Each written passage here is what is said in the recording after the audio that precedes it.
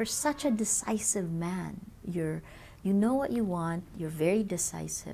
In this running for president, why so indecisive? Kasi in running. But Yeah. if I'm there, kung nandyan ako, wala ng indecisive, putang ina, sumunod kayong lahat. So When I say that you have to stop fucking the people's money, stop it. Pag ito lang ang binigay sa atin, diyan na lang, di magtiis tayo. At least kayong mga tumakbo, total 4 years lang man to. So magtiis kayo lahat. Pag sinabi ko wala ng PDAP kasi ayaw ng tao, wag na ninyo akong pilitin. Wag ninyo akong takutin at wag kayong mag-TRO sa akin. Kasi there is really the possibility of sasarahan ko kayo. So what, I go back to why not?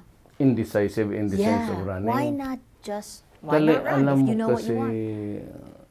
I have to be really honest about it. I said at the start of this interview, I'm happy where I am. Matanda na ako. I've served government for 10 years as a prosecutor. Then OIC Vice Mayor. Then naging mayor ako for 22 years now, running 23. Naging congressman ako. Para sa akin, tama na yun.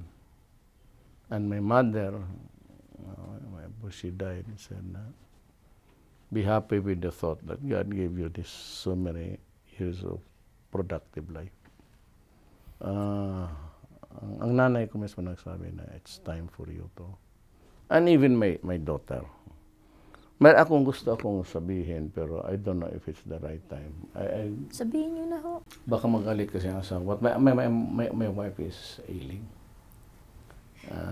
Siya yung may cancer of the throat and hindi ko masabi nga. But ang usapan kasi namin, sabi, this is life and you know, sabi niya na huwag ka na lang tumakbo. Enjoy your achievements at you just read between the lines.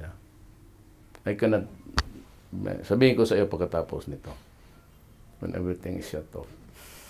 Sabi lang niya kung butit na lang yung in our old age, ang mga bata may mapuntahan and you are not beset with so many appointments and you are there always, even at this late stage.